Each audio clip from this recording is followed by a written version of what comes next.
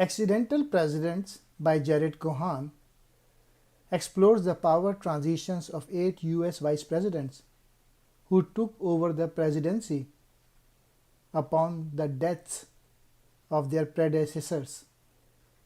This book explains the transition of each vice president. What happens when the Oval Office is unexpectedly empty? In US country's history, 8 men have assumed the office of President of the United States without being elected to it when the incumbent died. Accidental President by Jared Cohen. The stories of 8 accidental presidents. Accidental Presidents looks at 8 men who came to the office without being elected to it. This book shows how the character of the man in that powerful seat affects the nation and world. Lyndon Johnson led the nation forward on civil rights but failed on Vietnam. Truman surprised everybody when he succeeded the great FDR and proved an able and accomplished president. Calvin Coolidge silently cooled down the Harding scandals and preserved the White House for the Republican Herbert Hoover and the Great Depression. Theodore Roosevelt broke up the trusts. Andrew Johnson, who succeeded our greatest president, sided with remnants of the Confederacy in Reconstruction. Chester Arthur, he reformed the civil service. Millard Fillmore immediately sacked the entire cabinet and delayed an inevitable civil war by standing with Henry Clay's Compromise of 1850. John Tyler succeeded William Henry Harrison, who died 30 days into his term. He was kicked out of his party and became the first president threatened with impeachment. The biggest success is Harry Truman, because Harry Truman, if you look at his background and the moment at which he was thrown on the ticket, there has never been a man less prepared for a more significant moment in the history of America. Truman, in his 82 days as vice president, he only meets FDR twice. He does not get a single intelligence briefing. And yet, in his first 4 months, Truman makes some of the most important decisions that shape the end of the war and the post-war orders. The author is hard on Calvin Coolidge. This book does not include Ford, who may have been accidental. Each of the accidental presidents experiences the same handicap, which is they are completely aloof and not integrated into the administration that they end up inheriting and in charge of. When a person is elected president, it is usually based upon how they relate to the American public and their own charisma. Very rarely is a president elected because of their vice president, as the vice president is normally put on the ticket because of their ability to influence votes and work deals. John Tyler, he used his influence to annex Texas into the United States.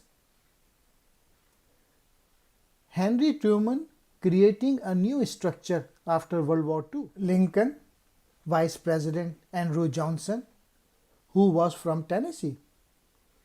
Andrew Johnson was a known racist who owned slaves. Still, he supported the United States and Union in the war, even labeling those in the South who went to war traitors. When it came time to deal with the consequences, Andrew Johnson opted for pardons rather than deal out any punishments. FDR is the only president in US history to serve more than 2 terms. When he knew his health was failing before his upcoming 4th term, he decided to replace his current VP Henry Wallace with a person who was more known for his perceived unremarkable identity, Harry Truman. When FDR passed away from illness 82 days into his 4th and final term, Truman took over as president. Henry Truman oversaw the creation of the United Nations, helped Europe rebuild after the war was over. Lincoln, the Republican president of the US since 1860, led a radical reform against the slaveholding South. He was against slavery in many ways, and he had already issued the 1862 Emancipation Proclamation to free Southern slaves. He approved the 13th Amendment to the US Constitution. By doing so, outlaw slavery in the US in 1864. However, his running mate Andrew Johnson had different ideas. He was extremely racist and owned slaves. He once said, "Black people in America have shown less capacity for government than any other race of people." At first, Johnson's presidency frightened slaveholders, even though he was considered to be racist.